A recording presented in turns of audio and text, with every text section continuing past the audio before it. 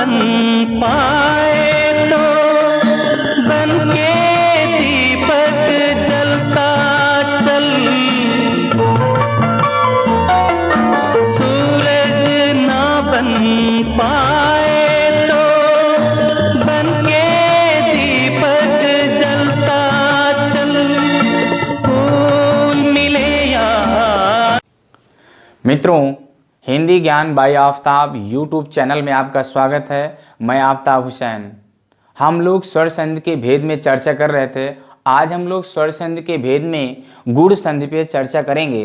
तो संधि का नाम है गुण संधि। संधि का नाम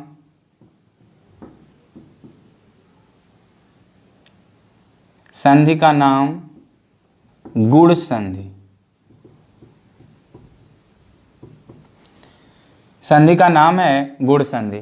हम लोग गुण संधि को पढ़ने से पहले गुण संज्ञक वर्ण पे चर्चा करेंगे और गुण संज्ञक वर्ण को जानने के लिए उसका सूत्र है आदेंग गुणा। आदेंग गुणा। आदेंग गुणा, इसका सूत्र है आदेंग गुणा। इसको हम लोग संधि विच्छेद करेंगे तो अत, एंग और गुणा। अदेंग गुणा था, अद एंग गुणा। यानी अत में अत का मतलब यहां पे होगा आ, एंग का मतलब एंग प्रत्याहार ए ओंग। तीन वर्ण मिला हमें, कौन कौन से? आ ए ओ। आ ए ओ, ये हमारे आ ए ओ जो तीन वर्ण हैं ए गुण संज्ञक वर्ण हैं। तो गुण संज्ञक वर्ण तीन है, आ ए ओ। अगर आपसे पूछा जाए गुण संज्ञक वर्ण कौन कौन से हैं तो आ ए ओ। अब हम लोग इसको जानने के बाद वृद्धि गुण संज्ञक वर्ण जानने के बाद हम लोग को जानना है कि संधि गुण संधि विधायक सूत्र कौन सा है। तो उसके लिए सूत्र है आद गुणा। सूत्र कौन है? आद गुणा। आद गुणा। देखिए इसमें इसके पहले जो मैं आपको संधि बताया उसमें क्या था, प्रत्याहार के माध्यम से हम लोग हल करते थे, लेकिन इस संधि में कोई प्रत्याहार नहीं है। और आत का मतलब यहां आद लिखा है, आद का मतलब आत होगा और आत का मतलब यहां पर आ या बड़ा आ से है। आ या बड़ा आ से है। तो हम लोग को जानना है कि आ या बड़ा आ के बाद, आ या बड़ा आ के बाद, आ या बड़ा आ के बाद, आ या बड़ा आ के बाद यहां पर क्या होगा? ह्रस्व या दीर्घ। यहां ह्रस्व हो सकता है, ह्रस्व या दीर्घ हो सकता है। ह्रस्व या दीर्घ दोनों में से कोई भी हो सकता है। यहां पर आ या बड़ा के बाद क्या होगा?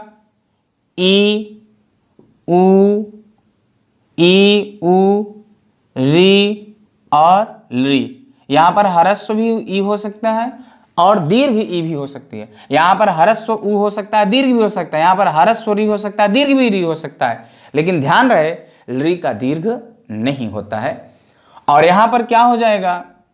आ या ई मिलेगा तो यहां पर क्या हो जाता है? ए हो जाता है। यहां पर क्या हो जाता है? ओ हो जाता है। यहां पर आ और बड़ा आ मिलेगा या यहां पर री आएगा तो क्या होगा? यहां पर अर होता है और यहां पर क्या हो जाएगा?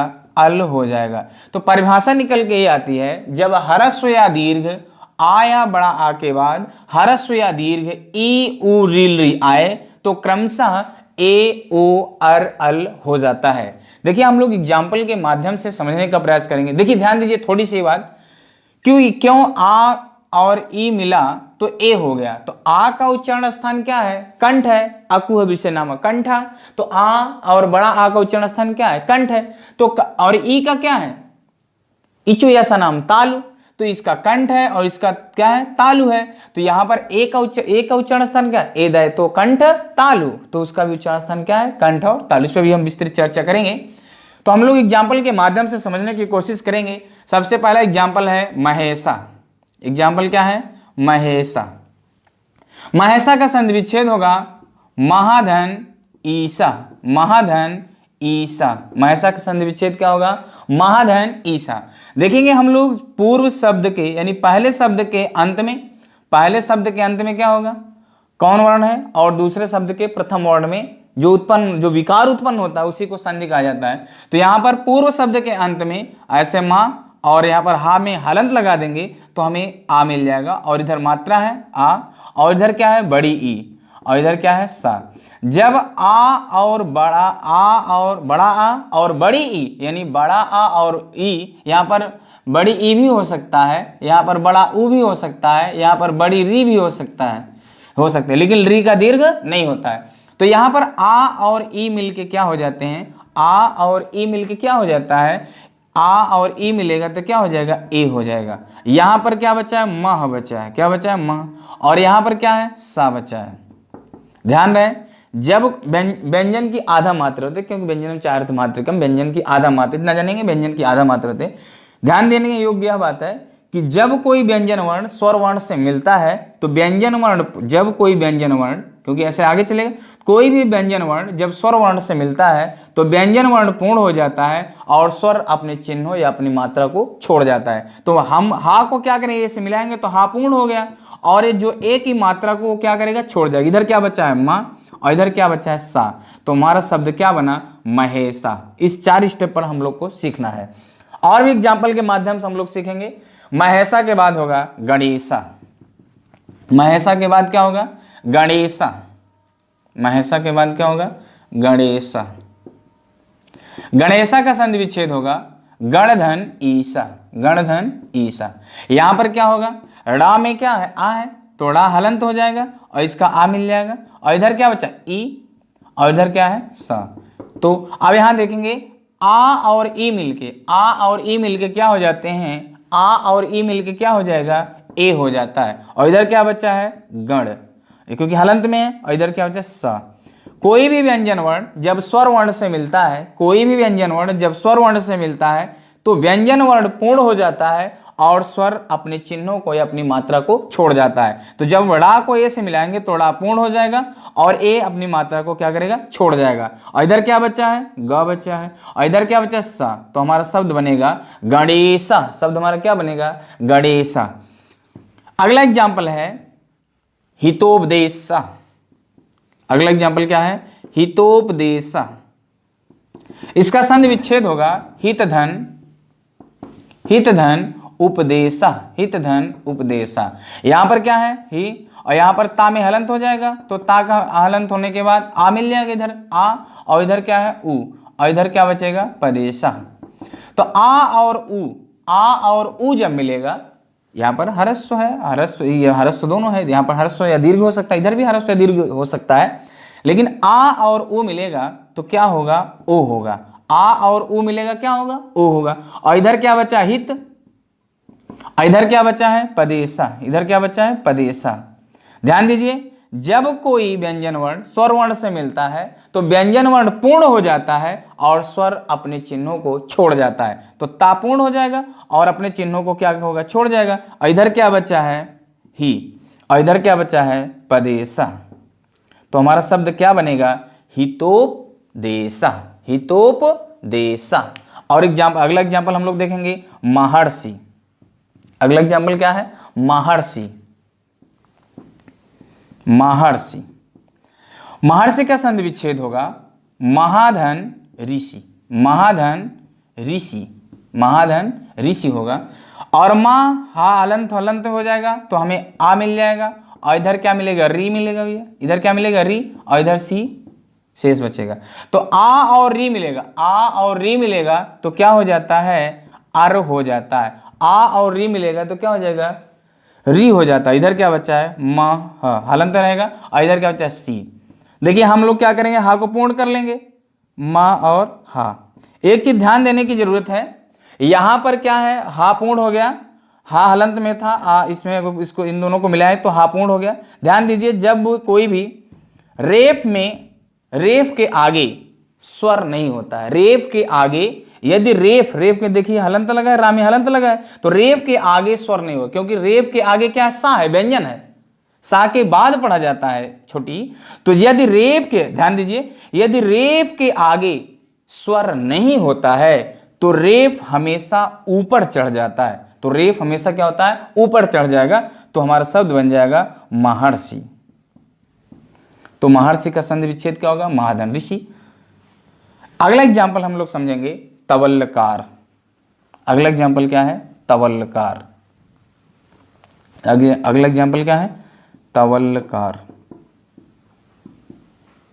तवल्लकारा। तवल्लकारा का संधि विच्छेद होगा तवधन लृकारा। तवधन लृकारा। तवधन लृकारा। देखिए इसमें ता वा हलंत हो जाएगा, फिर हमें क्या मिलेगा, वा का आ मिल जाएगा, इधर क्या है ली, इधर क्या है कारा। जब आ और ली मिलेंगे तो हमारा शब्द क्या बन जाएगा, यहाँ पर अल हो जाएगा। क्या हो जाएगा, अल हो जाएगा। और इधर क्या बचा, ता और वा बचा है, हलंत में है, और इधर क्या बचा है, कारा। ध्यान दीजिए, वा हलंत में है, इसको वा कर देंगे तो वा पूर्ण हो जाएगा, और इधर आधा ला को ला में हलंत है, इसको इस तरह से भी हम लोग लिख सकते हैं। और फिर इधर क्या बचा है, कार, और इधर क्या बचा है, ता। तो हमारा शब्द बनेगा तवल्लकारा। हमारा शब्द क्या बनेगा, तवल्लकारा। तवल्लकारा। तवधन लृकारा का संधि विच्छेद तवधन लृकारा। आ और री मिलके अल हो जाता है। ध्यान दीजिए, आ यहां पर आ है और यहां पर ई है। अब थोड़ा सा इस पे हम लोग टेक्निकल बात कर लेते हैं कि आ, इधर आ है और इधर ई है, तो क्यों ए ही हो जाता है। और आप गुण संधि में इसके पहले गुण संधि जाने थे। गुण संधि में क्या होता है, तीन ही वर्ण हैं। गुण संधि में तीन ही वर्ण हैं, आ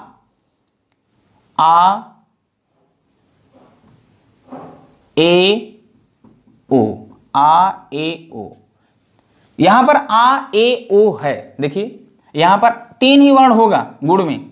ये पूर्व पद के अंत में होगा, ये उत्तर पद के पूर्व में होगा, और ये क्या है, गुण वर्ण है।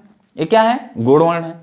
तो ध्यान दीजिए, यहां आ का उच्चारण स्थान क्या है, कंठ है। आ का उच्चारण स्थान क्या है, कंठ है। ई का उच्चारण स्थान क्या है, तालु है। ध्यान दीजिए, अकु विषय नाम है कंठा और इचु ऐसा नाम तालु। तो इसका उच्चारण स्थान कंठ है और इसका उच्चारण स्थान क्या है, तालु है। तो कंठ और तालु जुड़े, तो जो ए है, ए दे तो कंठ तालु। ए का उच्चारण स्थान क्या है, कंठ और तालु है। ए और उच्चारण स्थान क्या है, कंठ तालु। इसको भी समझेंगे। आ और आ है, आ और बड़ा आ का उच्चारण स्थान क्या है, कंठ है। इसका उच्चारण स्थान क्या है, कंठ है। और उ और बड़ा उ का उच्चारण स्थान क्या है, ओष्ठ है। क्या है, ओष्ठ है। तो कंठ और ओष्ठ, इसलिए ओदवतो कंठोष्ठम। ओ का उच्चारण स्थान क्या है, कंठ और ओष्ठ है। कंठ और ओष्ठ है। इसी तरह से इसका भी है। दोनों को हम लोग जानेंगे क्योंकि उच्चारण स्थान के माध्यम से हम लोग जान सकते हैं। लेकिन इस संधि में एक ट्रिक के माध्यम से हम लोग जानेंगे। कभी कभी होता है ट्रिक, यदि हम लोग जाने रहेंगे तो पहचान करने में हम लोग को आसानी होगी। तो ट्रिक ये है, जहां पर भी आपको क्या दिखाई पड़ेगा, ए ओ अर अल। क्या दिखाई पड़ेगा, ए ओ अर अल। ए ओ अर अल। जिन भी शब्दों में दिखाई पड़े ए ओ अर, ट्रिक का मतलब होता है जुआड़। जिन भी शब्दों के अंत में ए ओ अर अल दिखाई पड़ता है, वहां कौन सी संधि होती है, गुण संधि होती है। देखिए जैसे यहां पर महेशा में क्या है, ए है, तो यहां पर क्या होगा, गुण संधि। ए यहां पर भी ए है तो गुण संधि। यहां ओ है तो यहां पर क्या है, गुण संधि। यहां पर क्या है, अर, हा का आ और रेफ में तो अर।